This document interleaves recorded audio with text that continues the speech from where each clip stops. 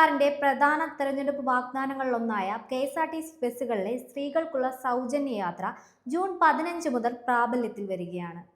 മുഖ്യമന്ത്രി വി.ഡി. സതീശനും ഗതാഗത മന്ത്രി സി.പി. ജോണും തമ്മിൽ നടത്തിയ നിർണായക ചർച്ചയിലാണ് ഇത് സംബന്ധിച്ച അന്തിമ ധാരണയായത്.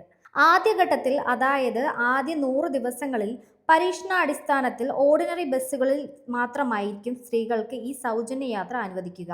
ഫാസ്റ്റ് പാസഞ്ചർ ഉൾപ്പെടെയുള്ള ഉയർന്ന ശ്രേണിയിലുള്ള ബസ്സുകളിലും ദീർഘദൂര സർവീസുകളിലും തുടക്കത്തിലെ സൗജന്യ യാത്ര നൽകുന്നത് കനത്ത വരുമാന നഷ്ടത്തിനും പ്രായോഗിക ബുദ്ധിമുട്ടുകൾക്കും കാരണമാകുമെന്ന വിദഗ്ധ സമിതി റിപ്പോർട്ടിന്റെ അടിസ്ഥാനത്തിലാണ് ഈ നിയന്ത്രണം. ആദ്യഘട്ടത്തിലെ സ്ത്രീകളുടെ യാത്രാരീതികളും പദ്ധതിയുടെ സാമ്പത്തിക വശങ്ങളും കൃത്യമായി പഠിച്ച ശേഷമായിരിക്കും സൂപ്പർ ഫാസ്റ്റ് ബസ്സുകളിലേക്ക് കൂടി ഇത് വ്യാപിപ്പിക്കുന്ന കാര്യത്തിൽ രണ്ടാം ഘട്ടത്തിൽ സർക്കാർ തീരുമാനമെടുക്കുക.